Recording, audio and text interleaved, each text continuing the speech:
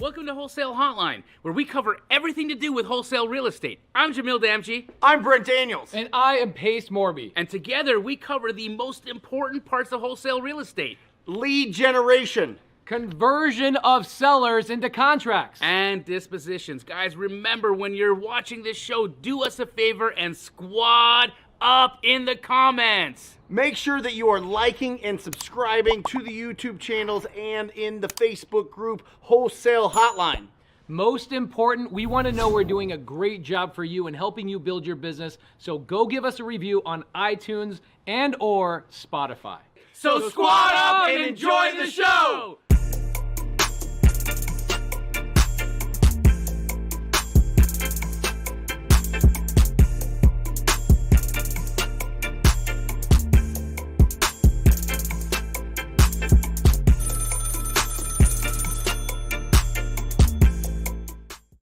Yo, wow. How's it going, Pacer? All the way from Mexico, Jamil has returned. Guys, he wasn't here last week, but Jamil, the prodigal son of Wholesale Hotline, has returned. How you doing, brother? I'm fantastic, bro. How you been? I'm good, man. I look forward to the holidays, and the reason being is because I get to work harder than I normally do, where I don't have any meetings. Nobody wants to meet with me. The only person that really even replies to me during the holidays is Carly, who helps us run Wholesale Hotline and the Facebook group. She's constantly texting me back, but I've been catching up with work, man, getting things excited and getting ready to launch things into the new year. You and I just got off a 1-hour partnership meeting with one of our joint partners, and a lot of really cool, fun things looking forward in 2023. I'm excited. Yeah, it looks incredible. You know, we have not been letting our foot off the gas. I did take a few days off with the family, although I was sick through the entire time, which isn't fun being on vacation and being sick, but oh well, rest is good. Rest is good. But wow, bro, episode 150. Can you believe we've done 150 episodes of Wholesale Hotline? How crazy is that? What's crazy is that this is the last Wholesale Hotline of the year. Next week will be January 2nd. Also, I don't know if you know this, but I canceled Sunday service. I'm never going to do another Sunday service ever again. I didn't know that. I'm rebranding Sunday service to be called Get Creative. Same time, same place. A little bit different format. What I want to do is start highlighting other people doing deals a little bit more frequently and bringing them into the show. And then also I'm going to start running a monthly contest. And the contest was in 2022, I gave away all my YouTube income to half of the year was to my team, just as bonuses here and there. And then the other half of the year, I gave it away to YouTube subscribers. But this coming year, what I want to do is utilize Get Creative podcast on Sundays as a way to highlight people doing creative deals, whether it's a business deal, buying a golf cart on Creative Finance, buying camera equipment on Creative Finance, a house on Creative Finance. I don't care what it is. Highlight people and then have the audience vote on first place, second place, and third place, and give away my YouTube income to those individual people through the Get Creative live podcast. Should be a lot of fun. I think that's fantastic. Incentivizing people to get creative. What a creative idea. I love it. Yes. We also have a third guest for the show today. Pardon me? We have a third guest for the show, yes, or our first guest, third member of the day. I see him in the background there. There he is. What up? What is going on, fellas? Mr. Dan Quijano, how you doing, brother? Jamil, can you tell that Quijano goes wild on the holidays? Yeah, it looks like he had a Christmas bomb explode in his office there. It looks great. I love it. Well, guys, we're going to get into Q&A today. Okay, we love the Q&A. What we're going to do today is we're actually going to give you guys the link to come behind the stage. Okay, so I'm going to give you guys a link in the side chat, and this link is going to let you guys come into the side chat. Don't click this link just so you can come and hang out in the backstage, because I'll kick your ass out. Okay, I want you to come in. I want to make sure that you have a question. You have good audio and good video, at least a flashlight so we can see your face. Yes. And I want to see you guys asking questions. We want to do this live. I'll answer the first question of the Yes. night. Tammy says, where are my Atlanta buyers? Right here. I am an Atlanta buyer. I buy in Atlanta. I think Different thing, babe. I bought more in Atlanta this year than I did anywhere else, surprisingly. Keanu, I'm taking you off the screen until you get your shiz figured out. Bye. So I am your buyer in Atlanta. Also, I was texting the Atlanta Keegley franchise, one of them. There's a couple of them. And I'm currently working on a 392 unit creative finance multifamily with the Atlanta Keegley franchise. Yeah, Chris Campbell is a beast out there, Tammy. If you don't have Chris Campbell's information, he is the Keegley franchise. He's also a sub-2 student, mastermind student and partner of Pace and partner of mine. He's an incredible guy, and his team would love to help you. But there are hundreds of Astro and sub-2 family members that are dispoing deals in Atlanta. So the best place, Tammy, for you to find that or those individuals will be in the side chat. So make sure that you are connecting with each other, guys, because the motto of Wholesale Hotline is to squad up. Squad up. That's connecting, JVing, forming relationships and bonds, friendships, partnerships, even if it's just accountability, homies. That's what this is all about. It's about connecting and knowing that this business does not take place on an island. This takes place as a community and as a crew. Love it. All right. So here's what we're going to do. We've got Daniel Quijano. We're going to bring him up here. He fixed it, apparently. I fixed it. I'm sorry. And all the times I Ooh, see it's you sounding guys bring crispy people now. up here, and I'm the guy that messes it up, but I think we're okay. Did Santa Claus bring you a microphone for Christmas or what? No, well, not yet. I don't know. We still haven't opened up our Christmas gifts. Is that bad? Well, yeah, that's hard when you have 7 dogs running around eating all your stuff. That's pretty much what it is. They've eaten all the gifts twice, and so now we're just going to be thankful for the season. Is what we're going to do. Well, we've got a handful of people behind the stage, so we're going to start answering questions here in a couple of minutes. We've got Adrian Lawson, Rocco, and Shavi, I think is the way that I say her name. Shavi? Kavi. Give me a nod your head, yes or no, if I'm saying it right. Shavi? Got it. Okay, we got some really cool people behind the stage. We're going to get to those people. Guys, in the side chat on YouTube, whatever YouTube channel you're on, we're streaming to Jamil. We're streaming to Paces. We're streaming to Brent Daniels.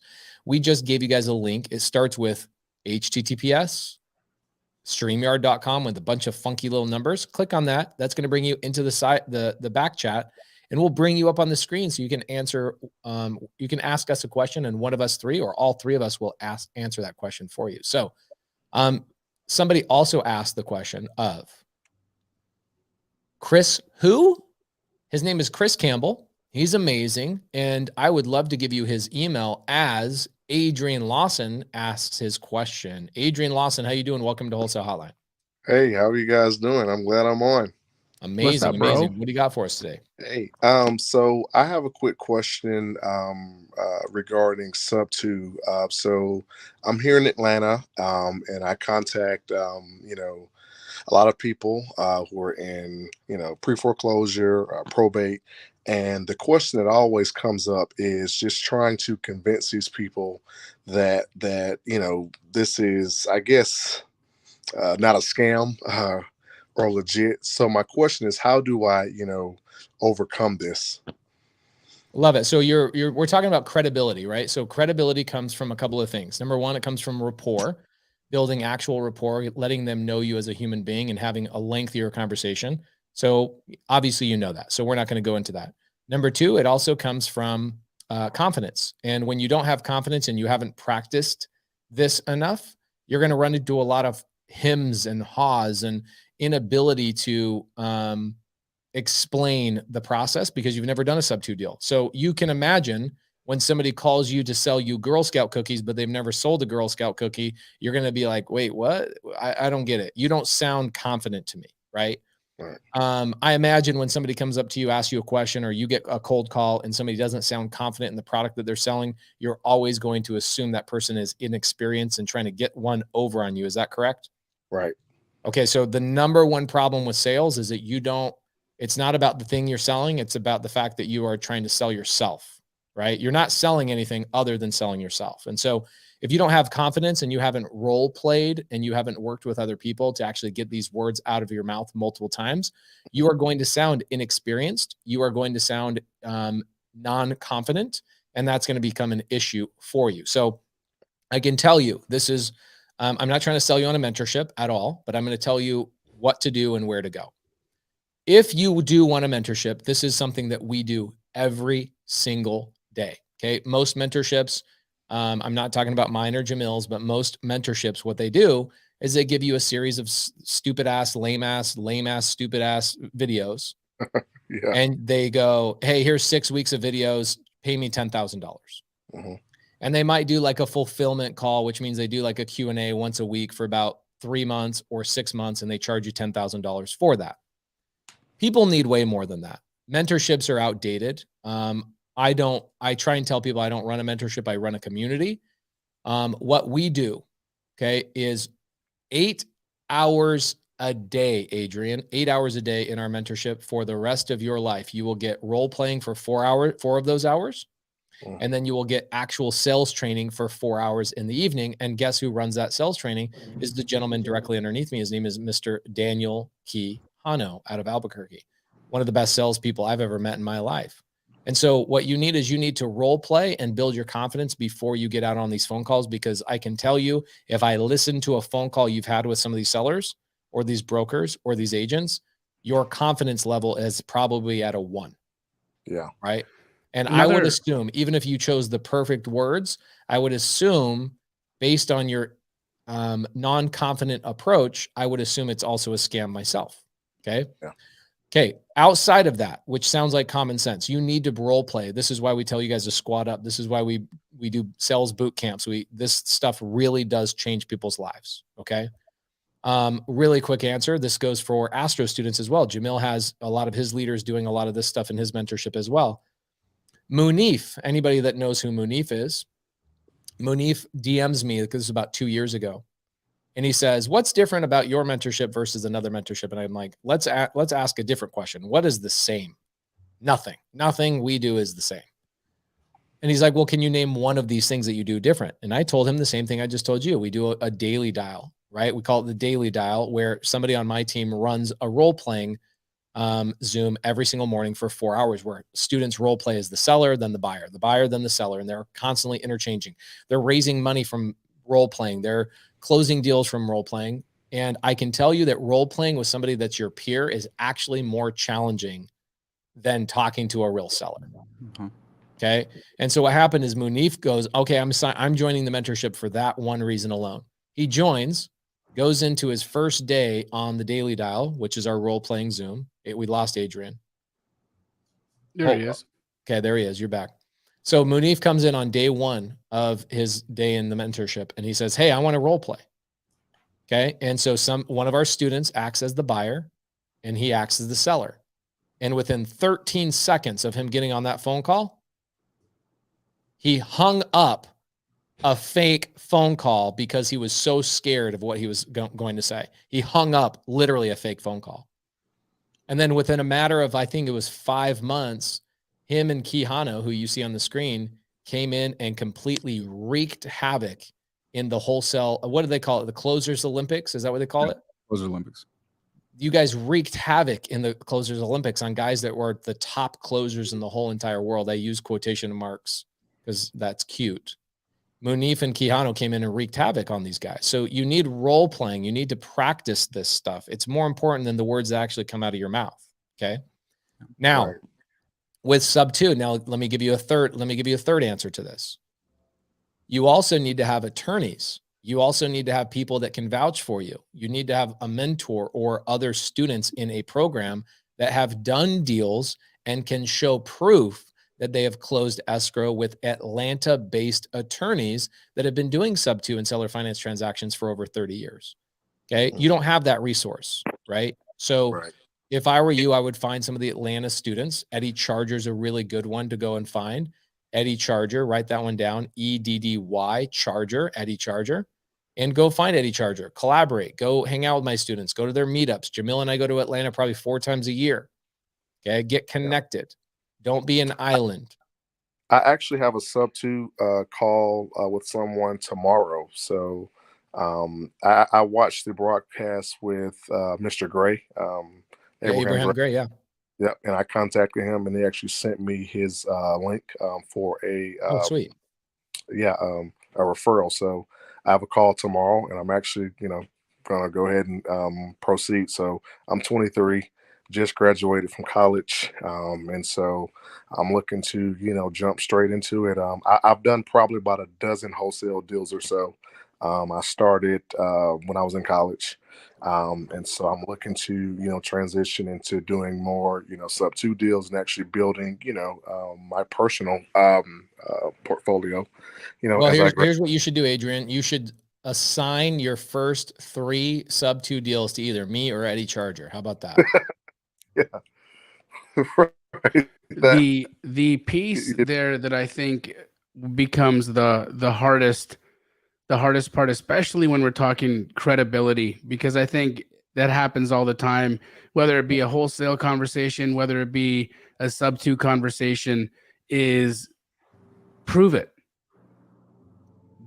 What examples do you have where I can see a HUD, I can see this actually playing out in a way that is going to be advantageous to myself, advantageous to my seller, and not blow up in all of our faces? And so that's another piece that you gain when you become a part of a community. So, for the gentleman who was just here, becoming a part of the sub 2 community is important, because look, you may not have the proof, you may not have the HUDs, you may not have the deals that have been completed, but there's thousands of your community members who have a train of HUDs, proof, and proof of concept that you can leverage, that you can bring another sub 2 student onto a call with you, and they can show them, look, on this deal on this day, on this deal on this day, on this deal on this day.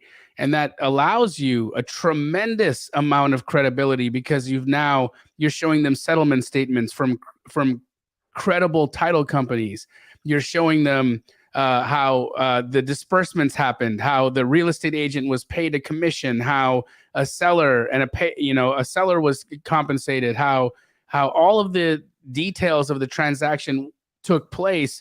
Because here's the deal, right? In what we provide as solutions, oftentimes they seem too good to be true. And Very because true. they seem too good to be true, the hardest part, especially like Pace and I, we're in an investment together that seems too good to be true. We struggle in this investment because until we got into it, we needed to see proof that people were able to invest their money and then pull their money out. And then as soon as we were able to see people pull money out, what was the first thing that Pace and I did?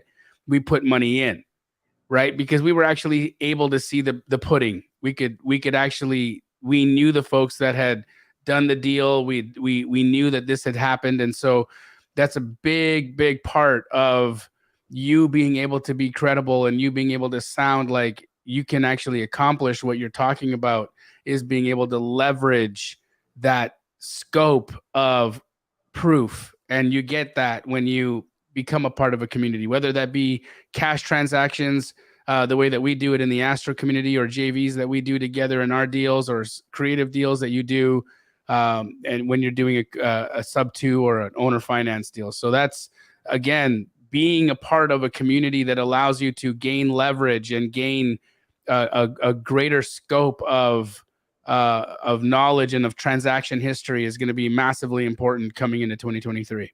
So I love what Jamil said. It leads into this question. So for a lot of you guys that are lacking these resources, this is what a good mentor or a good community brings to you. So this is a video I create every single month. At the very beginning of the month, you can see this video is about 15 minutes long. I give this to my students. It goes through recent deals, shows my credibility, shows what I own, but I do it in a very generic fashion so that my students use this. And you can see my bank account actually in the background, houses I just closed on, HUDs, more and more proof. Here's addresses we're closing on. Here's a deal. Here's a big multifamily deal. I went through, showed them a development we're doing. And then looky here, I actually pull up this is probably the most important part. Watch this. I log into my actual bank account. There's my username. You can, if you guys want to see my username on my bank account, look at it. Okay. I log in, I show how much money I have in cash. So when somebody says, hey, I need proof of funds, a good mentor gives a proof of funds to his students. And not only proof of funds, but I log into my actual bank account and I give that video to my students. So for those of you guys that are having a hard time showing credibility because you haven't done a deal, stand next to somebody who has credibility. It doesn't have to be me. It doesn't have to be me as a mentor. Get next to my students. Go stand next to the sub 2 students. Go stand next to the astro flipping students and borrow their credibility. That is what we call leverage. That is a great strategy. Okay, Didn't you give away your actual login password one time, Pace, to somebody who was asking? Yes, I did. Yeah, he literally gave him the login and the password. The person, did they respond? But they were like, wow, this is, what do you do? Look, I'll say this from this side, right? Because I was a guy who joined a community. When I got into real estate, it's funny how perfect both of your guys' answers were to the question that was just asked, because I've been good at sales for a long time. So when I first got into the industry, I was calling sellers and I was getting verbals all day long, right? Because I could have conversations good, but then it still stopped there. I stalled out because there's more to it than that. And it wasn't until I found a community and I joined that I was able to comfortably know all of the steps. And the reality is, it doesn't matter how long you do this, there's always new questions. I've been in sub 2 for over 2 years now. I'm getting ready to do a transaction on my personal house. And I was still nervous, calling Pace, like, hey, can you ask me a question about this? He sent me a voice memo. He's like, hey, I got this situation. But here's the cool thing is that I'm still learning. Jamil's still learning. We're all still learning. Real estate's one of these things that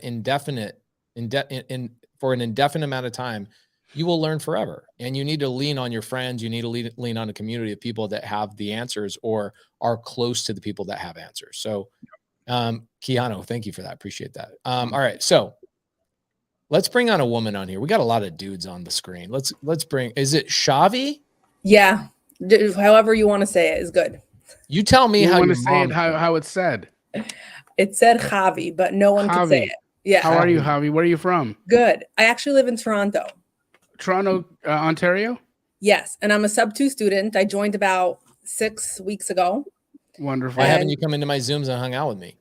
Because I can't do live, because I can't listen on regular speed. I have to listen on like 2x or 3, because otherwise I could kill someone. I love it. So yeah, so this is actually my first. I have a question now for you. So I hunted you down to this live. Love it. So I joined sub 2 with the focus of multifamily. Mm-hmm. I just love the whole creative thing. So I just wanted to know how to apply it to multifamily. And I just had a call with Start Virtual, and I have to. No, that's not me, is it? Lost her. Is it Javi? Is this what Canadian internet's like? It's slow as molasses. No, it's slow as maple syrup. It's extremely polite, though. Javi, you're frozen. If you come back, we'd love to have you come back. Rocco, how you doing, brother?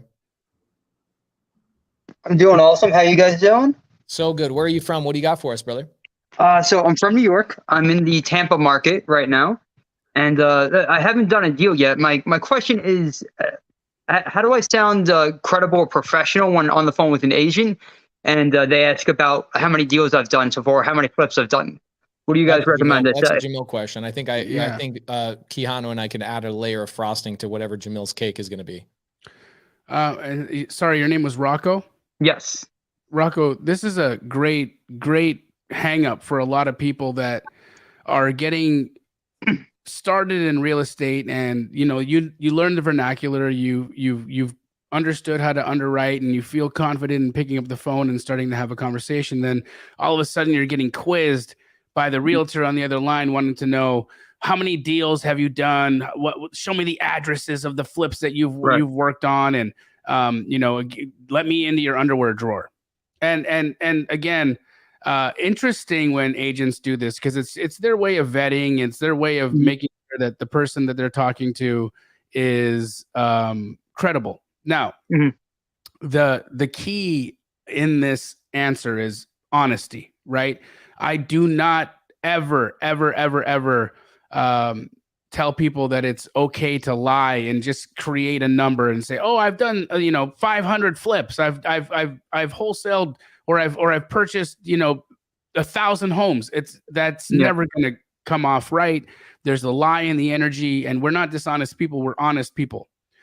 The beautiful thing about being a part of a community, again, is that when you have proximity and you have leverage and you have partners and you have JV partners and associates that you work with, you can actually leverage their experience in your answer. And so if you, for instance, are working in the Tampa market, and if you say, for instance, are using Keegley as your JV partner, or if you're using Keegley or any one of my Astro students to help you disposition or find buy numbers for your deal, you can always say, well, combined, my partners and I have done over X number of transactions. Personally, myself, I've done over 6,000 transactions. Now, that may not be a number that you want to say, because you might not sound like somebody who's done 6,000 transactions. But hey, look, if they needed to get somebody like myself, or they needed to get John Galan, one of my Star Astro students, on the phone, he'd hop on a call with you and say, "Yeah, what do you want to ask? I'm happy to give you the addresses. I'm happy to send you HUDs. I'm happy to walk you through what types of transactions we've done and show you addresses." And so you don't have to answer those questions on the spot. A lot of times what we do when we're asked a question that we don't know the answer to on the spot is the natural inclination for a lot of people is to lie, right? Don't ever do that. What you do instead is you say, "I have partners who I work with, and combined, the number of deals that we've done is quite numerous. And so rather than me just make up a number up, why don't you give me a moment and I'll collect that information for you, and I can send that to you in an email form. But moving on, let's talk about this deal, and I can get you all of the due diligence that you're looking for in a few moments. But I'm really focused on this deal right now." Okay. Right. And then all you do after that is you find whoever your partner is, or whoever it is that you're going to be squatting up with in that circumstance or in that situation. And we would happily provide you a list of the addresses that we've accomplished and transacted on, so that if they needed to check it or vet it, by all means, they can do that. But the key here, brother, is never lie, but make sure that you've created enough solid connections with people within the communities, so that when you are checked or when you are asked that question, you can very quickly and easily give that answer and show that proof of your prowess, or the fact that your community is serious. Okay, awesome. That's a great answer, Jamil. Thank you a lot. I appreciate it. Awesome. Again, let me one more time, please. And this is for anybody listening. Never lie. Never lie. The energy of a lie will always come back and find its way to you. It's not worth it. Your integrity is worth more than anything in the game. And in fact, it's even better if you haven't connected with somebody yet. It's okay to say, "I'm new." It's okay to say, "I'm new." There is nothing wrong with it. There's absolutely nothing wrong with it. And in the market calls that I do today, still today, my very best seller calls is when I tell people I'm brand new. What I do for my students a lot of times, I'm sure Quijano is doing this a lot in the sales training, is like, "Hey, my name is Pace Morby. I'm actually brand new to real estate. I noticed X, Y, and Z. But I do have some recent connections with buyers that would buy something like this. This fits their buy box perfectly." And here's what happens when you tell people you're brand new. I don't want to say it. This is Jamil's cake. I don't want to add any frosting to this. Jamil, when you tell people you're brand new, what typically happens? What do they want to do? They want to help. They want to help you. They're like, "Okay, cool. Let's, so how can I help you today? You're brand new." The other part, Rago, is like right now we're in this beautiful new space of desperation when it comes to real estate agents and people wanting to make sales happen. In fact, the newer you are, the more likely you are to overpay, according to the realtor. Okay. Right. Okay. And so It's okay to be new. It's totally okay to be new. It's okay to say to the person, I'm just getting started on my journey here, but I've got access to funds. I've got some key people that I'm working with that are helping me get my deal done. And I'm really just looking for an opportunity so that me and my group here can get a couple of projects moving in the next couple of weeks. What do you have that I can see right now that could make sense for me to bring back to my team? Such a true statement. And when said with conviction, when said with that level of integrity, it's going to be received on the other end with the exact energy and the exact response that you would hope, which is going to be kindness and help. Yeah. One thing I would also add to add to this, Rocco, is there's a lot of people in here. Like I've got Andrew Erlinson says, I'm so new. What's Astro? So Astro is Jamil's mentorship / community. Sub 2 is my mentorship / community, and Jamil and I collaborate. In fact, I put a story on my Instagram stories today. Somebody asked me, should I join yours or Jamil's community? I said, join Jamil. I did. I learned from Jamil. I learned from a handful of people, right? But here's what I would write down, Rocco, and anybody else that's brand new. Okay. I would write down and challenge yourself to join a challenge in the next 30 days. Okay. I have a challenge that I do every single month. It's called the same thing. It's called the Elephant Challenge because it's so big and it moves very slowly for people that are brand new. It's called the Elephant Challenge. You can go to that challenge by going to pacegives.com. Pacegives.com.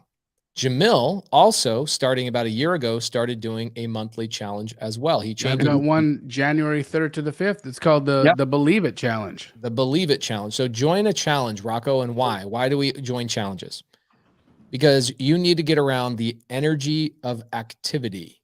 And what Jamil and I have done is we have found leaders like Mr. Quijano, who you see on this screen.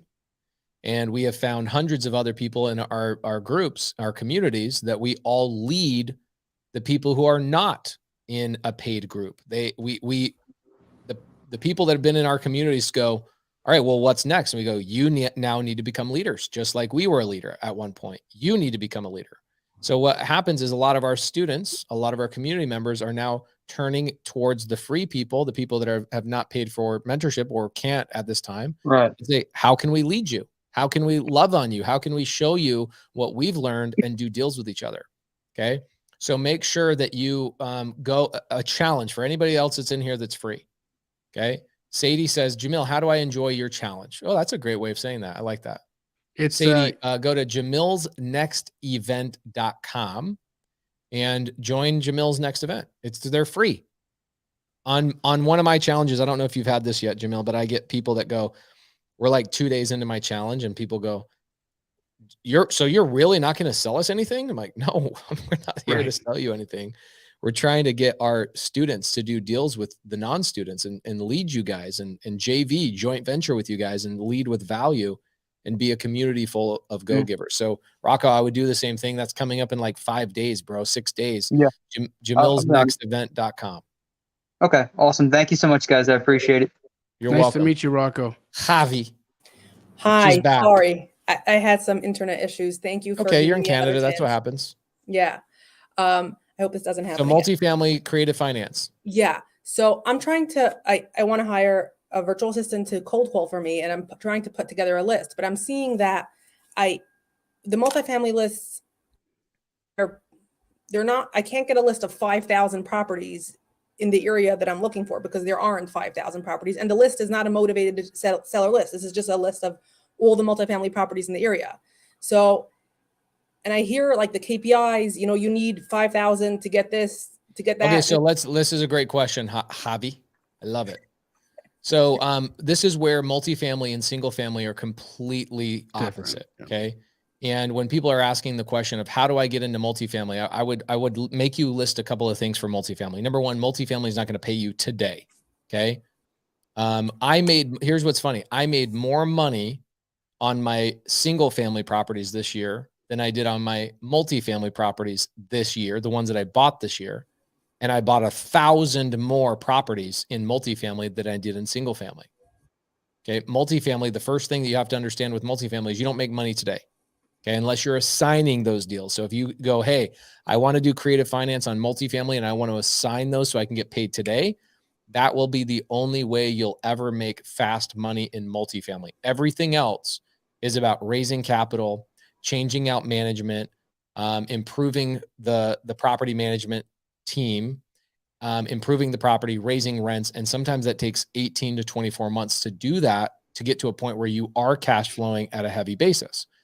So those are a couple of the first things, surface level. The next thing is that there is a dramatically less amount of opportunities in multifamily than there are in single family, because there's a lot less doors in multifamily than there are in single family, right? So if you have a virtual assistant, what I would be doing, because a virtual assistant will make your life so much more efficient. So while you're at your 9-to-5 job, your virtual assistant is calling and setting up appointments for you. I would change the KPIs that you're following in multifamily, first and foremost. The best list to call on for multifamily. Oh, dang it. How we freaking keep losing her. I'll just tell her to go back and listen to this questions or this answer. Sorry guys. She has bad internet connection. There's cheese curds in her wires. There's gravy and cheese curds. Yeah. So here's the answer to this. Multifamily is phenomenal. Here she is. We'll bring her back up here. Multifamily. My internet just doesn't like this. Your internet went poutine. Yeah, it usually behaves. It just doesn't like this duck thing in the corner. I don't know. Yeah, we get it. No problem. So here's the thing with multifamily. What I would be doing is you have to understand that most multifamily, you have to understand the demographic of the multifamily owner. Okay. The multifamily owner, typically, I'd say over 80% of multifamily properties are owned by operators and owners who are operating the property themselves with poor management, and they hate being a landlord. What do we call these people? What is that person called? Tired landlord. A tired landlord. Okay. The majority of the properties, the multifamilies I bought this year, the bunnies that I talk about all the time that you've got to find, is that they're tired landlords. Okay. They're 55 to 65 years old. So the best list for you to call on. Okay. I'll actually pull this up on, have you seen me pull this up on Privy before? Well, Privy doesn't have a lot of multifamily. I went through Privy, PropStream, The and thing you have to Fastlead. understand is you're not pulling up active. We're pulling up tired landlords. They're active. If you're pulling up a tired landlord list, you're not pulling up active properties. Right. So I'm not looking even for active. I'm looking for any properties. No, yes. Privy has thousands of these, thousands. Okay. So I what I guess would be search for them. Yeah. Okay. Okay. What I would be doing is I'd filter out. Let me pull it up for you. I'll do it real quick. Thank you. Okay. This is where Jamila and my business differs. This is where you guys can be successful in multiple different ways in this business. I don't like doing agent outreach. In fact, I hate real estate agents. I shouldn't say that. I love real estate agents that understand the business. 99% of real estate agents don't make more than 30 grand a year, which tells you that they actually don't understand what investors do, or else they would have figured out how to make a lot more money. So when you're doing an agent outreach, which is, in my opinion, not as fun because I don't get to talk to sellers. I get my jollies by talking to sellers. And Jamil has a different model, but my model is going direct to seller. I love it. Love it, love it, love it. So I use Privy differently than Jamil uses Privy. Okay. Jamil will go into Privy and he'll look at this active stuff and he'll reach out to agents. My team and a lot of my students use that. It's great, but this all comes down to what kind of business you want to operate. So I go multifamily, not single family. And what I go down to is I go to when they owned the property. Okay. I want to know how long they've owned the property, not in the past month. I want to go way, way back. I want to go into a date range, and I will go back into like all the way back to like 20 years ago. Okay. And I want to find all the family properties that have been owned for the last 20 years. I'm looking for anybody that has bought a multifamily in the last 20 to 25 years. I max it. So if you think about it this way, if I make it from date range 2000 to 2010, okay, in that date range, that means those people have owned that property for 20 plus years, all the way down to 10 years. I don't want to call anybody that's only owned the property for 5 to 7 years. They haven't been kicked in the face long enough. Okay. Literally, Javi, Every single multifamily I bought under 250 units this year was a tired landlord that's like, please take this property off my hands. I can't operate this, because most people are not great at running a business. It is absolutely true. You show me a multifamily operator that knows how to run a business, and I'll tell you a liar. Most of them are single mom and pops. Those are the people you're looking for. They don't have an agent. Tired landlords don't have agents. They're not represented. They don't even have their property listed. Okay. So you want to look for any purchase in the last 20 years, 20 years ago up to 10 years ago, and nothing newer than that. Okay. You want to see owners that have owned these properties for over 10 years, and you reach out to them directly. Yes. Jammer says, Pace, have you found all these properties on Privy? Every single one of these except for one. I bought a 30 unit with my students that are actually in here. That was a JV deal they brought to me, but all the other ones I was direct to seller on, and every single one of them was a tired landlord found through Privy, purchased with Creative Finance.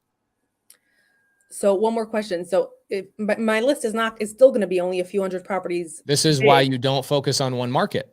Okay. Okay. So you don't focus on one market. That's the next thing with multifamily, because multifamily is so much more sparse. Yeah. Do you guys use that word in Canada? I actually grew up in New York. Okay, good. So yeah, you don't have to. So it's so much more sparse. You have way less sellers in the multifamily space than you do in single family. What I typically tell people is, if you're focusing on multifamily, I would pick 5 markets and call tired landlords in those 5 markets. Okay. And then I would remind you, okay, one of the most important things you need to be reminded is the majority, and this is probably the same thing with agent outreach with Jamil, the majority of our deals come from long-term follow-up of 13. So 70% of our deals 13 touches require 13 touches. So what'll happen is your VA will call and follow up with somebody 5 times, and you'll go, oh man, they're not interested in selling. They're not interested in selling. You get to the 10th time, like, man, I can't believe I'm following up.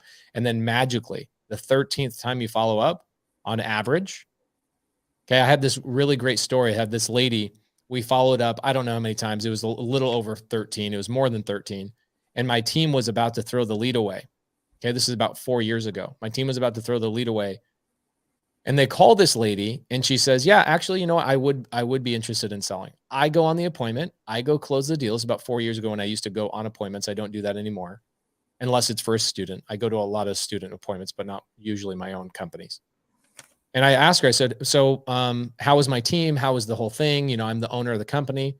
She said, well, they followed up with me for a really, really long time. And most of the people stopped following up with me. And I said, well, what changed? What in your life changed? You know what it was? She saw a commercial that morning that reminded her of her granddaughter. And she said, I should be closer to my granddaughter. I could tell you hundreds of stories just like that, where something minor changes in the seller's life, and they decide to call their agent, list the property. They decide, I'm going to pick up that postcard. They decide somebody on Pace's team, next time they call me, they call right at the right time. In fact, the deal I did with Mario, the 43 unit seller finance deal, that was a 4 or 5 month follow-up process. And you know what it took for Mario to sell the property? By the way, I just got a text from Mario saying Merry Christmas. What it was for Mario is that his son's birthday was the day 3 days before I called him. And on his son's birthday, his son said, Mario's wife says, what do you want for your birthday, little Mario Jr.? And he says, I just want my dad back. And what does that mean? What it means is that his father, Mario, the guy I bought the property from, was over at the property almost every weekend. Instead of spending time with his son, he was over there fixing toilets and hanging ceiling fans and scraping popcorn and painting properties and doing all the handyman work instead of actually spending time with his children. So when I called and offered the price that he wanted, it was 3 days after his son said for his birthday, the only thing he wanted was his dad back. So a lot of times you're waiting for circumstances in their life to change. You're waiting for them to feel the pain. You're waiting for them to go, you know what, I do want to explore putting this on the market. And you reach out to them while they're on the market sometimes, you know, and sometimes some of these tired landlord lists that you pull up, you'll find out that they were on the market 6 months ago, and you open up and you go, what were you looking for? What can I give you? And this is where creative finance dominates, is that you can give them far more tax advantages, far more of a price, far more of a return long-term, and a lot less hassle in the process of buying and selling that real estate than anybody else can. You have to call them confidently and follow up with them confidently, knowing that you have literally 10 more reasons to sell to you on creative finance than they ever did with cash. And multifamily, here's the cool thing about multifamily and creative finance.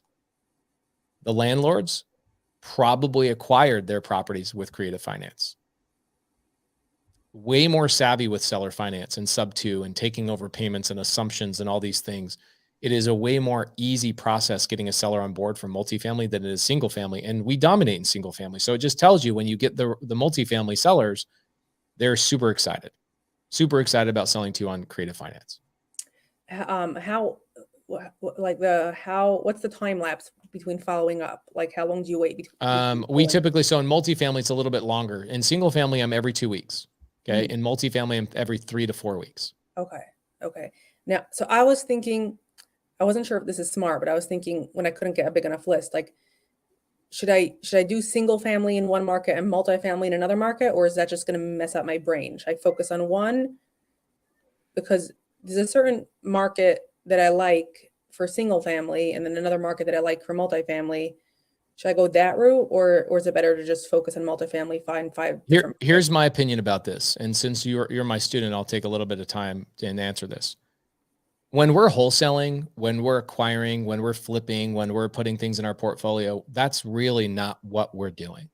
In my mind, what we're really doing is building relationships in whatever market we've chosen.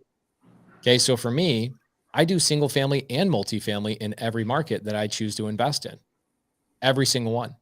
And why is that? Well, because a lot of my deals come from referrals from a relationship I built from an agent or a probate attorney that I did 2 years prior on a deal that was a multifamily or a single family or whatever. For me, I do both multifamily and single family in every market that I invest in.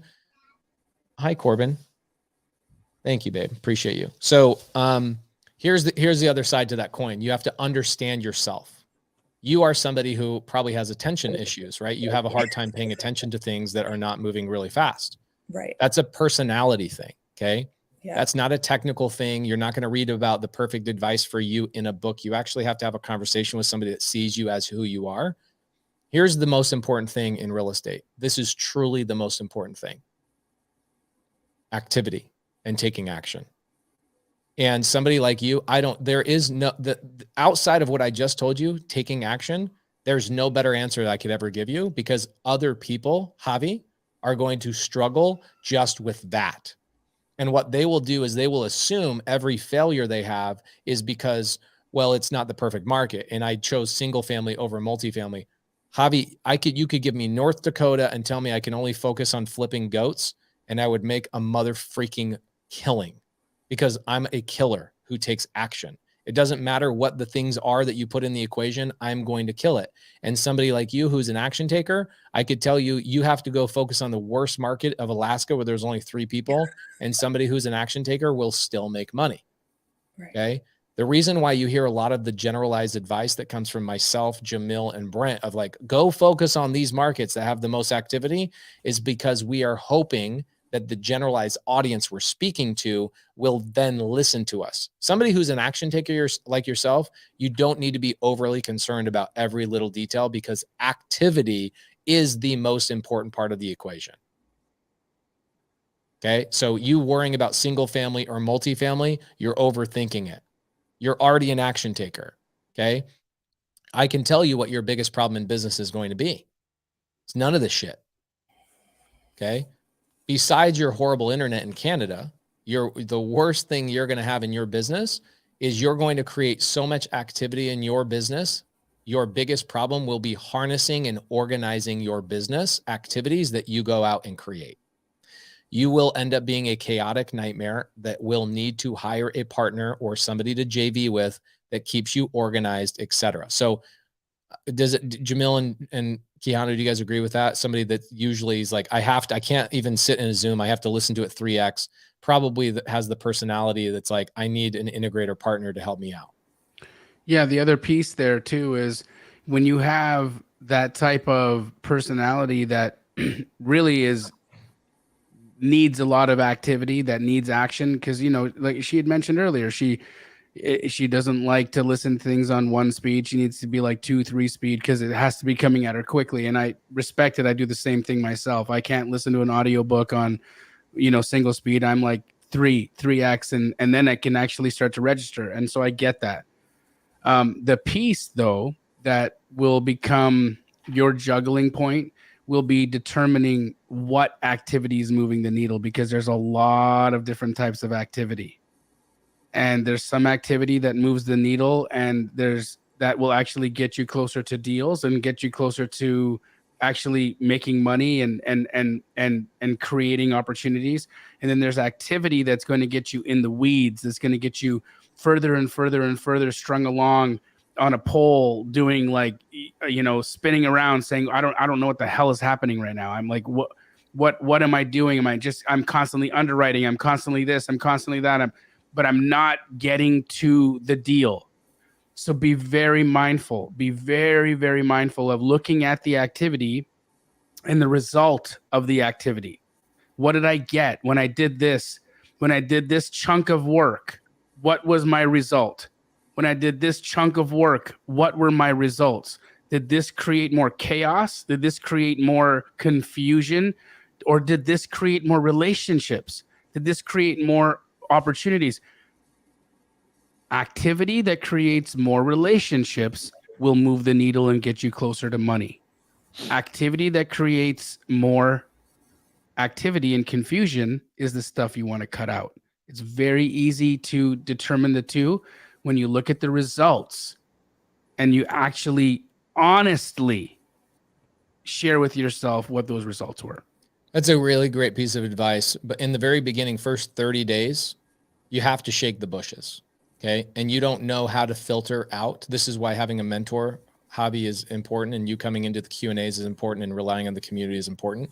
You need to shake the bushes, generate leads. A lead presents a problem. A problem presents the output, right, of the equation that you can then go, wow, this was really good, or this was really bad. I need to stay away from those things. You can't determine that without the activity of the lead. So what you're doing right now, hiring a VA so you can stay with your 9-to-5 job all day long. They set appointments for you in the afternoon. Super genius. If you have the means to do it, that's what you should be doing. That's what I do. That's how I stay out of my business. And well, I got to pull her off. She's been great. But anyway, we've answered that question. That's a good one. Let's jump into another question. Yes, Gregory St. Clair, how you doing, brother? Hey, how y'all doing, gentlemen? Hey, man. Really good. What do you got for us tonight? Astro student here. Just joined earlier this last week, actually. How are you, bro? I'm doing great, man. I'm doing great. So I got a deal. I locked up a deal in La Plata, Maryland. But the house is sitting on 7.7 acres, 3 zoned for residential and the remaining zone for agricultural. Now, my question is, does land matter? Does that matter when I'm wholesaling a deal? Should that be a consideration for the amount of money that I want to wholesale the deal for, or does land not matter? Land always matters, but it matters more in different price points. Okay, so what is the price point of the deal that you're working on? The price that I'm selling it for? No. The price that you are in contract at, or like, what's this? What are we talking? Like, what are you contracting this piece of property at potentially? Oh, potentially $279,000. 279,000. Yeah. Okay. So the land, the extra land, the agricultural land, is going to matter a lot less than it would, say, for instance, you're talking about a deal where you've got $1 million home, and it's got another 7 acres that can be subdivided into 7 lots that can build 7 other $1 million homes on. Right. When you're talking a $279,000 price point, and how many acres are with the property that? Give that to me. Give me that split up again. You've got 3 acres with the house. 3 acres are zoned. 3 acres are zoned for residential. and the remaining are zoned for agricultural. Okay. The ones that are zoned for residential, is there a home on that? Yeah, there is a home on that. Yes. Okay, And so is this a house with a farm? but the land is undeveloped. It's just a house. It's 2,200 square feet. It's a 5-bedroom. 5 bed, 3 bath. Has a 2-car garage detached with a two bedroom apartment above it. But the house for real could be torn down if a builder would want to build on that land. No, nobody wants to build on that land. Okay. Okay. And I'm only saying this No, because of density, zoning. You've got such a small parcel here, right? Right. That I've been through this process of rezoning and then getting entitlements on land to redevelop. Right. Now, it's very costly to do that. And so what builders or developers want when they're going to go through the process of a rezone and then the process of building or getting entitlements, they want density. There has to be a lot of opportunity there in order for them to absorb the costs, because doing a rezone is going to be just as expensive to do a rezone on your small piece as on like 100 acres. Right. Because it's going to still be a survey. It's still going to be a planning and commission. It's still going to be a public hearing. It's still going to be water and drainage. It's still going to be all the things. Now it's going to be at a larger scale, but all of those things are still going to need to happen, right? So first and foremost, you have to look at the play. Okay, the play on this house or the play on this piece right now is not, I've got a house with 3 acres and then 3 acres of agriculture. You want to know my thoughts on the play here? Absolutely. You've got a house and a farm. Okay. You got a house with an attached farm. And right now, especially in today's world where we've got, the people wanting to live on more land and possibly be more self-sufficient and self-sustaining, that would be how I would package the play. I'm not packaging this as, hey guys, future development potential over here. No. Right. I'm packaging this as, hey, this is an incredible opportunity for you to live in a self-sustaining property where you can grow your own food, where you could maybe, raise your own cattle or do, whatever it is that you wanted to do in order to survive and live. Like for a buyer at $279,000, that's a fundamental opportunity for an end user. Now, I'm again because I don't want to take up a bunch of time and get into the weeds of this, because I want to make sure that there's value in that house. But let's remove the 3 acres of agricultural land, okay? Okay. And let's just look at the house and the land that it is, and you got to value the house with the land that comes with it. Okay. Let's not try to attach a bunch of value. That land, the agricultural land, I'm going to give it at max $20,000 in value. That's it. Okay. Your house with the 3 acres, that's what we're going to be using for comps. And then we're going to tack on an additional $20K for the agricultural land. Okay. Makes sense? Absolutely. 100%. Cool, bro. I really appreciate it. Welcome to the family, man. This is great chatting with you. And I'll hope to see you on our call on Tuesday, and you bring this deal back and we can dive into the weeds together as well. Love that. Ruben, you're up, brother. What up, Ruben? How you doing? What's up, Pace? How you doing tonight? Really good. What do you got for us? Good. Well, I just want to say thanks. Number one, you really opened my eyes up to a lot of stuff. I listened to your YouTube videos all throughout this whole year. Yeah, we're into the new year coming. And I learned a lot. And I was able to use your guidance to flip a house before I got into your program, your class, or your sub-2 community. And then got in. And then got my 2 business licenses like you had taught me. And now I'm ready to rock and roll. So I just wanted to say thank you.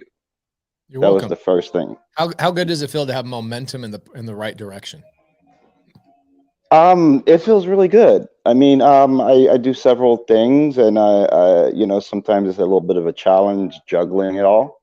But you know, for I the can most relate. part, Jamil can relate too. yeah, You're welcome to the club, right? yeah. Trust me, I'm trying to. It's like dollar cost averaging everything. Oh yeah, yeah. That's a good way of You looking know, at it. you know, dollars like dollar cost average my whole life.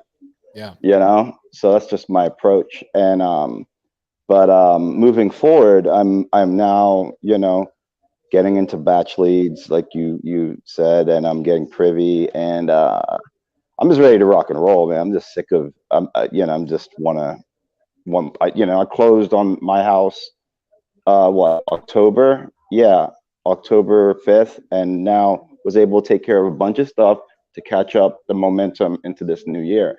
So I'm just ready to rock and roll. Love it. You What know? can we do for you tonight on Wholesale Hotline? Well, for me, you know, I am, I'm trying to figure out the contract part of it, which I think I've got it already. So But it's like, so Ruben, you're a student, right, of Sub 2? correct. Okay, let me tell you something, because it sounds like you're a brand new student. Is that correct? I am. Okay, let me tell you something. 3 days a week, my transaction coordinator goes live only in Sub 2 and shows you how to fill out paperwork. Okay. 3 days a week. 3 days a week. Okay. Okay. So the next one will be Wednesday. It's called Pace Studies. And Okay. that Zoom is with Molly, my business manager. Right and what on. she does is every Wednesday, literally every Wednesday, she goes live for 2 hours and she talks about a specific deal, the paperwork. Sorry, I'm writing at the same time, so you know how it Okay. goes. So Ruben, let me show you something. Okay? Watch Sure. this. I'm going to show you something magical. Okay. Sure. So if I go to, and this is for all brand new Sub 2 students. Okay, anybody watching this, please pay attention to this. This is very important for you because you guys are brand new. That means your MSA, your member success advisor, has not gone through and shown you this just yet. So if you go to our Facebook group, the private Facebook group, and you go into the announcements, into the featured section, just click on featured right here. Right and on. you will see that today, 3 hours ago, I posted the entire calendar for Sub 2. Okay. Holy shit. I did not know that. I do this every single Monday. Okay. Right on. And if you click on this, I actually do a video every single Monday as well, where I spend 3 to 7 minutes, sometimes 10 minutes. See all these green boxes that are on my screen? Yeah. Those I'm are seeing it. Sub 2 only Zooms. Right on. Okay. So we have 23 support Zoom calls every single week. And Yeah. it depends on the topic that you're trying to learn. So if you're trying to learn, contracts, we do that 3 times a week. Okay. Also, let me show you one last thing. Okay. I promise you this will help you. You don't want to wait. So I'll show you how to do this properly. Jamil, if your Astro students probably have similar stuff to this as well, right? Your schedule is in the announcement section. Correct. Okay. So Ruben, last thing I'll show you, and then we'll jump on to the next question, but right on. Here we go. Check this out. So if I go into Facebook again, and I type in, let's say, Sub 2 contracts, you will see, let's see, one of the best ones I ever did. We used to have it pinned for a long time, but I do it all the time here. Let me change it. Let me change up my search results. Base Morby contract. Okay, so check this out. You will see right here, bonus Zoom talking cash deals and contracts. Okay, that one's cool. This one's good. Pitching an agent live today on that. This one right here here's a Loom video I just made for new contracts. We just had our attorney draft. Here's the Dropbox link. I walk through the contracts, walk you through all of it. I probably post one of these every couple of weeks showing you live walkthroughs with sellers and myself. Okay. What does that mean? It means that in here, you'll see multiple, and you'll ask other students, by the way, ask other students. Every time I walk a seller through a contract, every time my transaction coordinator walks a seller through a contract, every time my business manager walks a seller through a contract, we record it on Zoom where you can watch my team, myself, walk the seller through the contract line by line. You can hear what we say, how we say it, how we fill out the paperwork. You can hear the objections the seller throws at us. Literally 300 hours of those things, all organized and laid out for you, not just in the Facebook group, but in sub2course.com. So if you go to sub2course.com, which you obviously paid to have access to, and you go into the contract section, we have Tanisha Epps who actually puts all that stuff together. I think 2 weeks ago, I had an agent come through and I walked the agent through a sub2 contract on a live Zoom with my team. So remember PACE studies on Wednesdays? On Wednesdays, my agents that I'm doing deals with that are selling and representing sellers, the sellers that I'm talking to directly, they come into my Zoom studies with the sub2 community and ask live questions about live deals that I'm in the process of getting under contract. There is literally no better place on planet Earth to learn how to do paperwork than in those Zooms.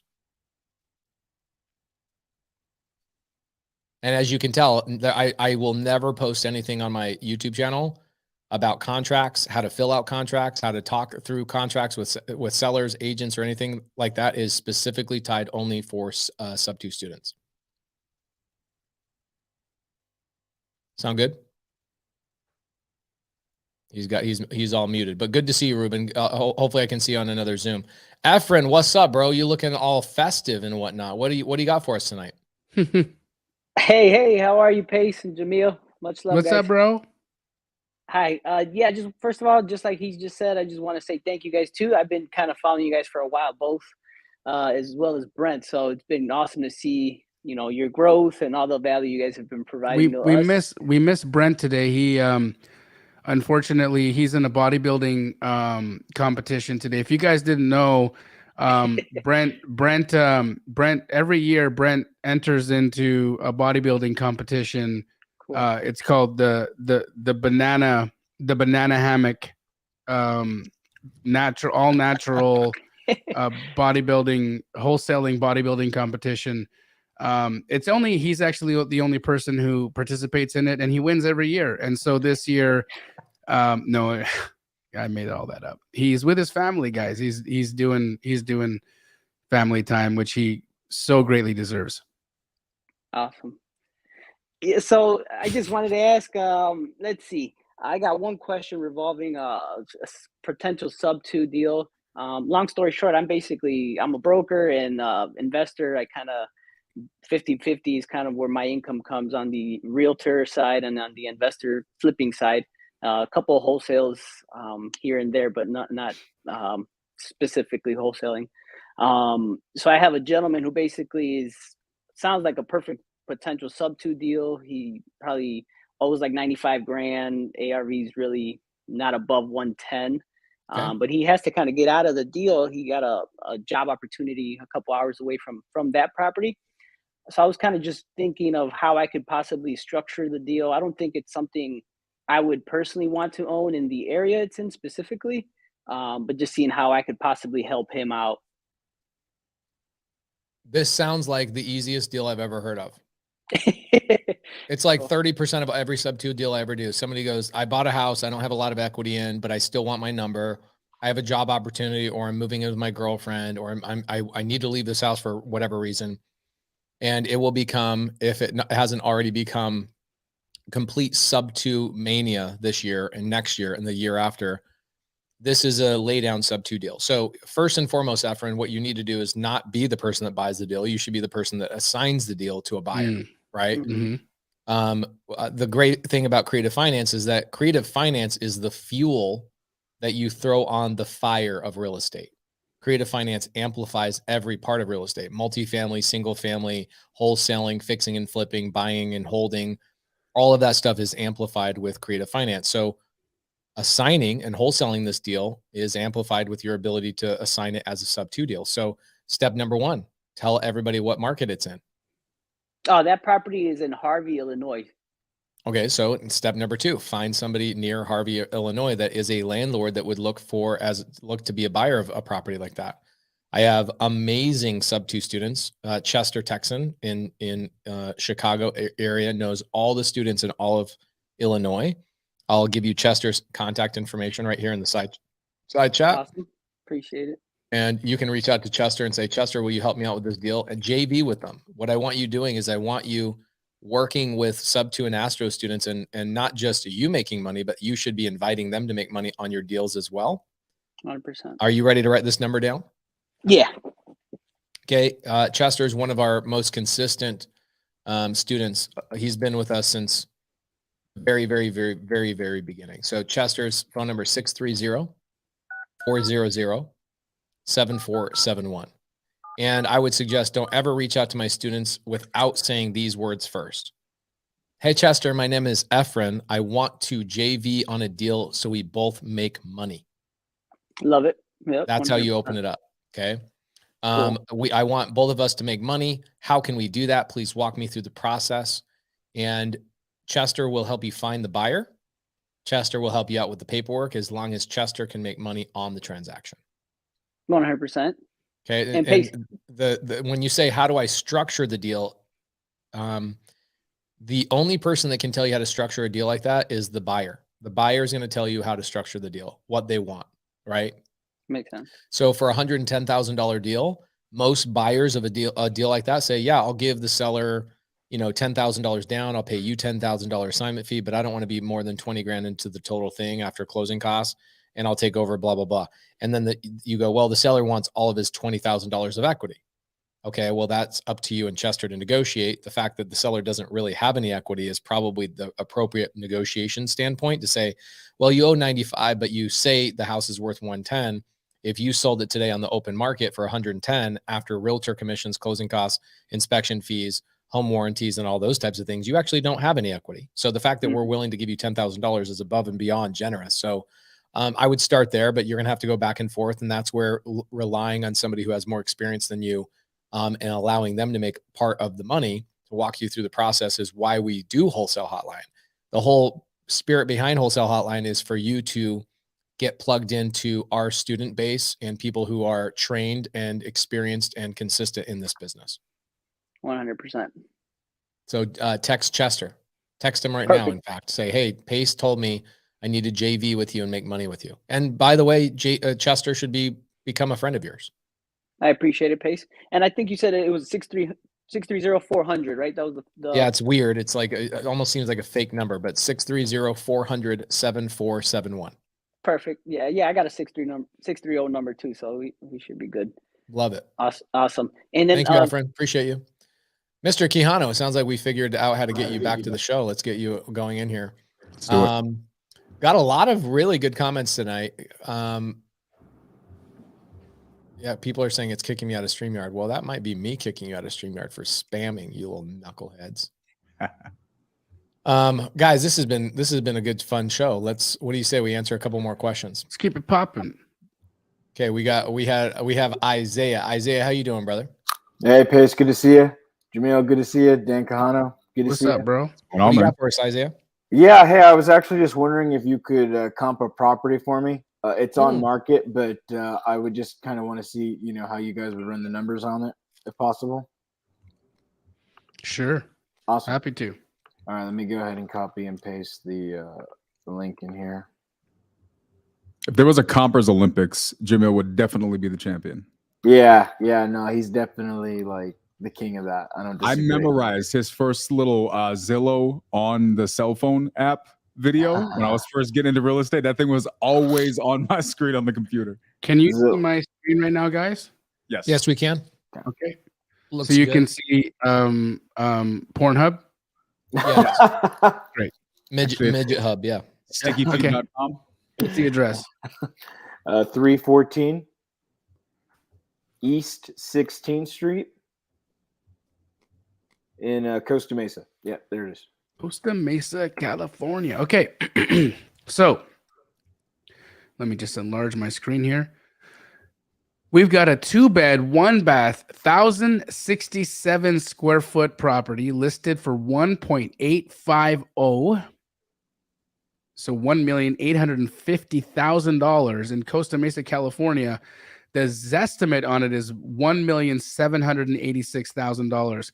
And I'm going to talk a little bit out loud about the things that I'm going to be looking at to give me some key indicators as to just to give me a good understanding of what's happening here, first and foremost. Okay.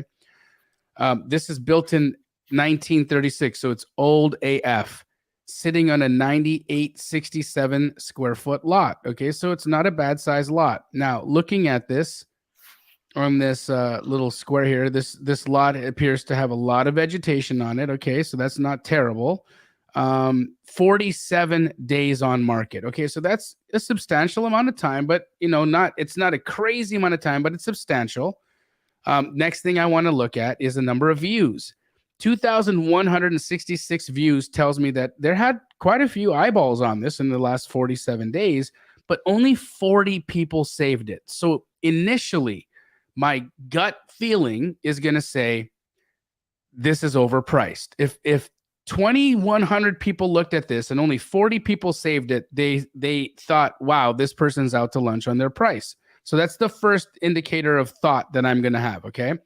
Next thing I'm going to look at is pricing history. Okay. Now looking at pricing history, I see that this property was listed at $2 million, 11/3/2022, and then they dropped to 1.85, 11/29/2022. Here's a good sign. $150,000 price drop in under a month shows motivation. I love that. Okay. So now I know I possibly have a motivated seller. Next thing I'm going to look at is listing description and what they say. So listing description says, first time on the market in 50 years, calling all visionaries. So they're saying they understand that this is going to need a reimagining. So I really like that. I like the way they said that instead of it saying like investor special. Yeah. They say they need imagination. They're looking for pacers. Storytelling on this is amazing. Right. I think people really need to take note of this, is that before you even start looking at the numbers, you're sitting here constructing an entire story of this human being's like last 45 days of their life. It's interesting. You have to do it because that'll tell you what's going on inside of them so that you understand if this is worth wasting my time or actually pursuing. Right? Now, beyond that, let's just I'm going to make a quick couple of notes here on the particulars. 1,067 square feet, so it's small. Now we know, no one's going to pay $1,850,000 for 1,000 square feet. This is definitely going to need an addition or some kind of redevelopment here. And then I think it was 1936 build. Is that correct? I'll go back and just double check. 36, yeah. And then I guess just to add on a couple other things, Jamil, because I've been to the property, I walked it. It is very heavily distressed. If it's not like a full gut rehab, it might actually be a tear down. Yep. So it is also R2 zoned as well. Okay. So you could have like additional, you could have ADUs on ADU or duplex. Yep. Yeah. Makes sense. Okay. So good stuff. So here we are. Okay. Here's our little subject here. Now we're going to look around. There's our subject right here. See it again. They pull it up. That's it. Okay.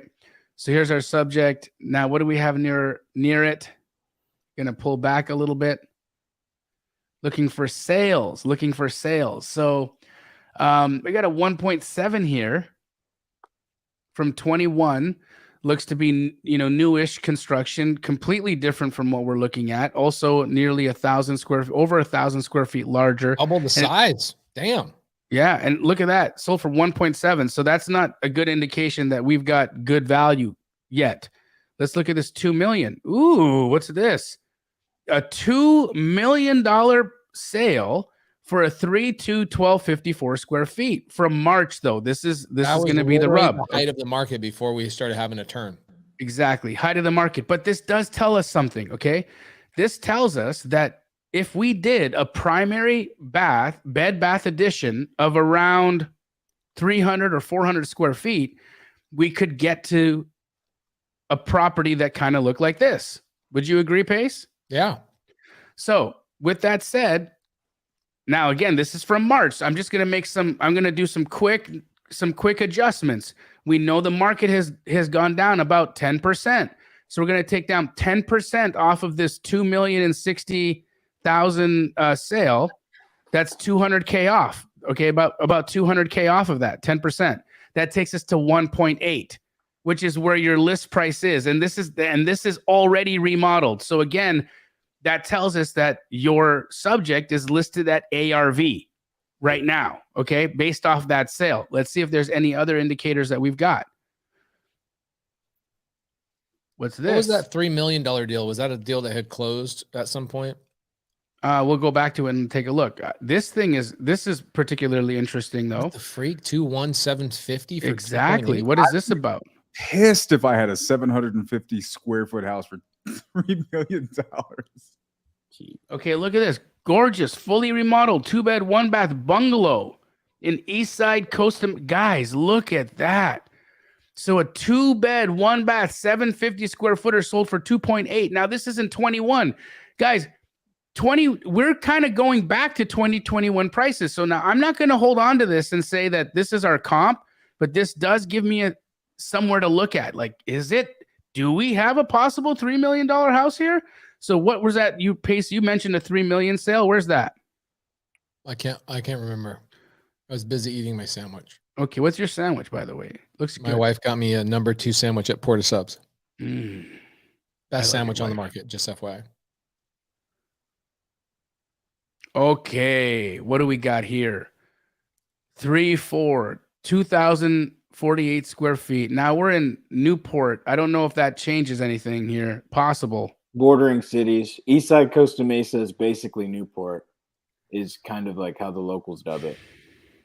So let's see when this was built, because this could be a full redevelopment here. 2007. Yeah, too new. Can't use it. But that does tell us that we've got the possibility of a redevelopment hitting 3 million. Okay.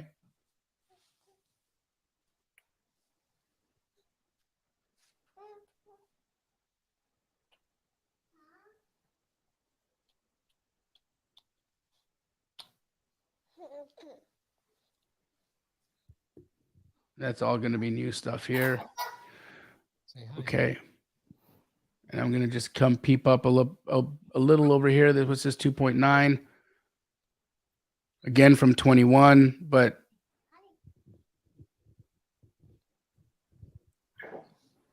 when was this developed? 48. Okay, so here with a approximate 1,000 square foot addition, again from 2021. So this is older, but it tells us that we could creep towards $3 million with a redevelopment over there, right? So here's how I look at this. What I'm seeing right now is you've got this property that is essentially listed at ARV. Okay, I think right now if this house had been remodeled, it would be worth $1.8 million. Okay, I think it's land value. Personally, I think this is a tear down, and I think it's a redevelopment. Now, Hi Monday. Now, what do we know about infill land in this Newport area? Okay, it needs to be approximately 25 to 30% of what the new construction value would be. So we're seeing new construction again. If you want to pull back up new construction. And I'll pull that up for you to show you what a newer construction value would look like. Because we had some here. I feel like there was that one at like 2.6 or 2.9. Yeah, there's that one, the 2.9. Yeah, there's a few here.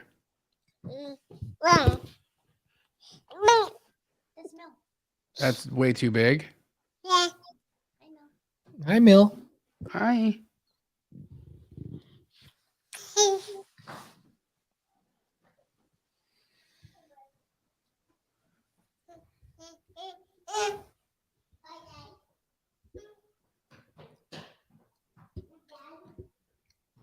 Wow, they're building some incredible properties over here. This is and on only on a 5,800 square foot lot. This is redevelopment all day, all day. Yeah. So there's an argument that you can get up to about 4 million on new construction on this. So let's give them the benefit of the doubt. Okay. Let's say we've got 4 million as new construction. If you're at 4 million new construction and you need to be at about 30% of that for a builder, your maximum price that you can pay for this thing is about 1.2 million bucks. Okay, so these guys are about $600,000 overpriced. Yeah. And it's funny you say that, Jamil. As a new development. It's funny you say that because I did watch the video you did with Jeffrey Buencamino, who's also in OC. He's probably about 30 minutes south from me. Yep. And he had the comp he was talking about, even though it's in a different area, the numbers were pretty similar. He was saying the ARV was between 1.9 and 2.1, and he got it under contract for like 1.1 or 1.2. And so that was the first thing that came to my mind when I was trying to crunch those numbers. But the way that you kind of worked backwards, looking at the land value and looking at the maximum potential value of a new home at 4 million and then getting 25-30%, it's kind of funny how it worked out to be around the same number. It's always going to work out the same. It's really interesting. You can come at this from like every door, but they'll all lead to the same thing.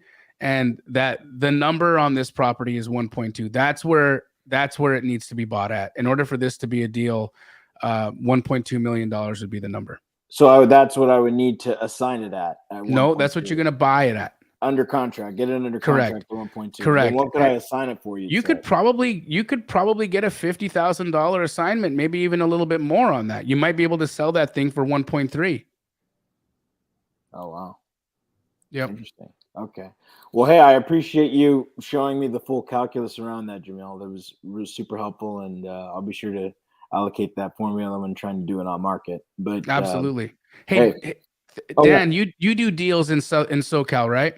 A little bit, yeah. What were your thoughts on what I was just doing over there?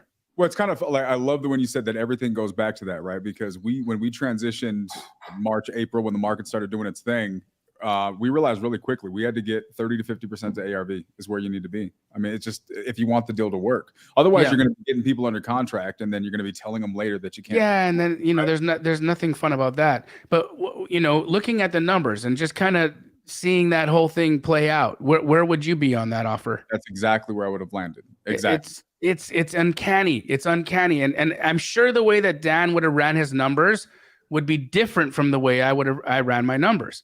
He would have been looking at different comps. He'd be looking at different metrics, and we would both come to this is a $1.2 million offer.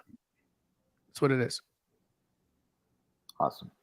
Well, Jamil, hey, one last question, Jamil, if it's not too much. I remember on a previous live, you had briefly touched about when working with agents, not to sign. I think you were saying not to sign something they ask you to sign. I can't remember exactly what it was. A buyer broker agreement. A buyer broker agreement. Yeah, an exclusive buyer broker agreement is a death sentence because it'll actually force you to work with that agent or pay that agent for any deal you do for the next 6 months. And this is the verbiage and the language that I use to avoid that. So I say, Dan, let's just say Dan is my agent. Dan, I appreciate that you want to make a commitment in working with me for an extended period of time. And I think that's an incredible thing. I do a tremendous amount of business, and it would be unfair for the people that I'm currently working with and the ones that are out there working for me right now to sign an exclusive agreement with you because you just would not be able to satisfy the number of properties that we're looking at and the number of properties that we're actually working on any given month. So this is what I can do. I can sign a property specific buyer broker agreement to protect you, just so that you understand that I have no intentions of going around you. I'm wanting to have a long-term relationship with you, and I want you to feel confident and comfortable that I'm the kind of person that you can trust. I have high integrity, and I'm going to work with you, and I would never go around you. But I can't do something that's going to be a blanket buyer broker situation because I'm doing too much business for that to happen. Well said. You know Awesome. what's amazing to me, guys? It's like listening to the first two questions that came up tonight. The way Jamil was talking about how he would phrase that land, the way he would present it to people who were wanting to live off the land. It's amazing to me how everything in this business, I don't care if you're new, I don't care if you've been doing this for a long time, if you're working multifamily, if you're working, direct to seller, it all comes down to, let me just sit down, understand what I want to accomplish, and how is the best, most concise and transparent way that I can convey this message to the person that I'm dealing with. And I think we get stuck. Like there's this magic line or phrase that if I use this line when I call the agent, they're going to send me all their deals. When the reality is they just want to know that they're not going to get screwed over, that you're a professional who's going to do the right thing and that they can work with you long-term. You're not wasting their time. Sometimes it's really that simple. It is that simple. You always, and this is something that Pace and I talk about all the time. And Dan, I know you and I we're becoming closer and closer friends, and we're gonna speak more and understand each other at a higher and deeper level. But the thing is, I think that you get it. You get this, Dan, is that we always want to know the question behind the question. Yep. There's always a question behind the question. There's an underlying intent. Why are you wanting this? Why do you want the buyer broker agreement? Why?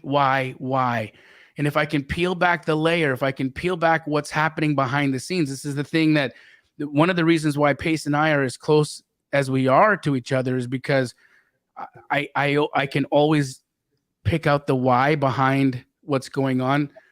And it's, Dan, you're gifted at this, and Pace, you're very gifted at this. When it comes to more interpersonal relationships, Pace trusts me to kind of understand some of the whys that happen. 100%.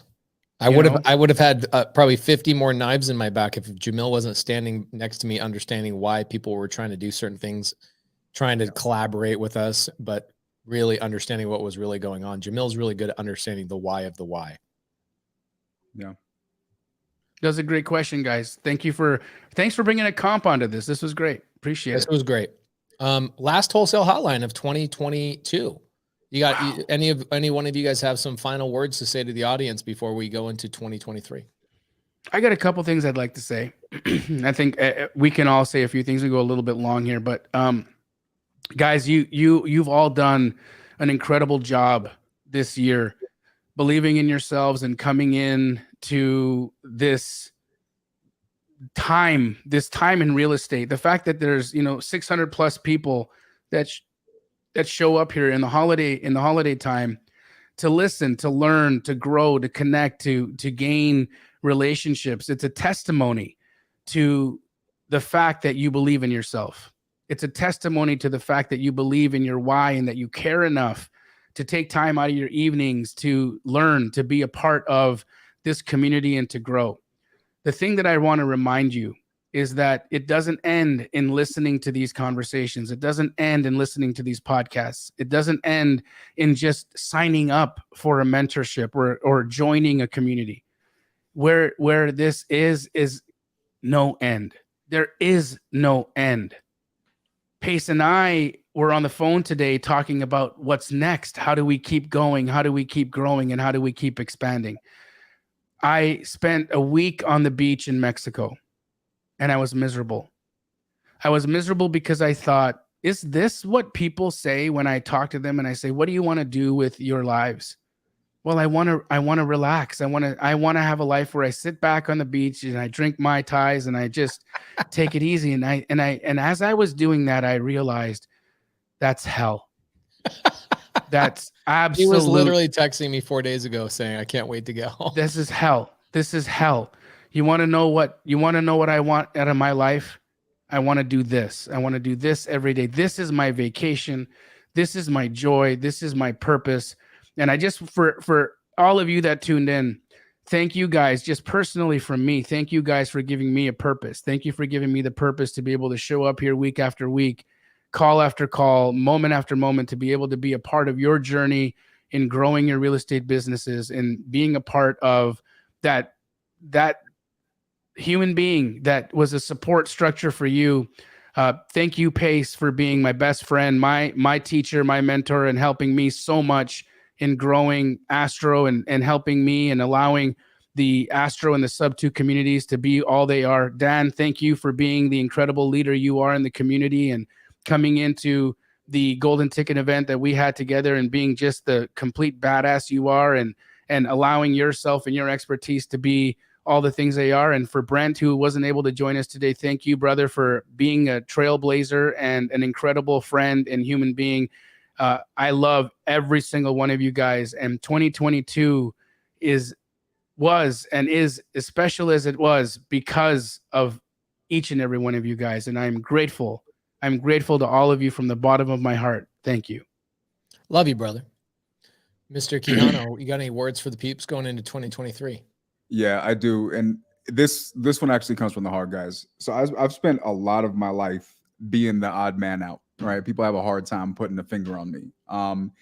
And I think a part of it comes down to, you come up in a certain way, you got to look out for yourself. But I've always had this thing, I genuinely care about people. Oftentimes for many years at my own expense. And people thought I was weird for it. What was special to me is that when I got into real estate, I found these communities of people who actually thought the same way. They didn't think it was strange to care about other people, even at your own expense. They recognized that that's always ROI positive. Caring about people always pays you back, even if it's just an emotional dividends.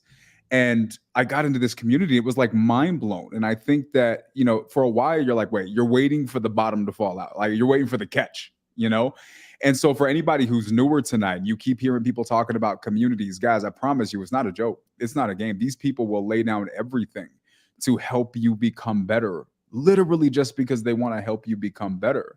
So for Pace and Jamil, I can tell you, being a person who's been in these communities for a number of years now, Pace he's the real deal, right?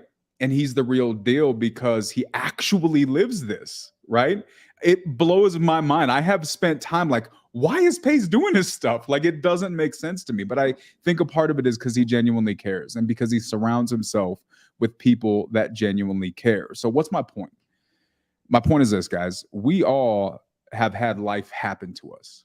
We've all had things that have wanted to hold us down. And my hope for everybody that's here, because this is my goal for myself, is that you just really take advantage of the opportunity that you have in this community that you're surrounded by. And you don't let a second go by and take it for granted. Link arms with these people. Better your life in 2023. Better the lives of the people that you're connected with. I promise you, one of my goals is to not be recognizable, even to myself, 1 year from today. Amen. Because of all of the things that these gentlemen on this screen are pouring into me and all of the things that I'm going to do to help other people. Let's change the world, guys. We can do it from this platform. I promise. Brother. Amen. Thank you, brother. Thank you so much. Peace. Gentlemen, I here's what I'm going to be doing tomorrow. I've got a YouTube live just going through my goals and showing people how to set their goals for 2023.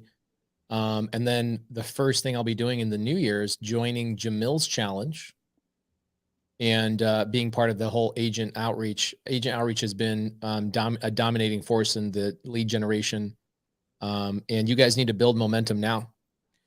The best way to build momentum is stand next to people that are taking action. And I can tell you, it's really interesting as Jamil and I go into other rooms and we elevate the people that are around us, our income also elevates because we are given permission by the people who took the steps before we did, right? We're basically following in other people's footsteps, which is amazing.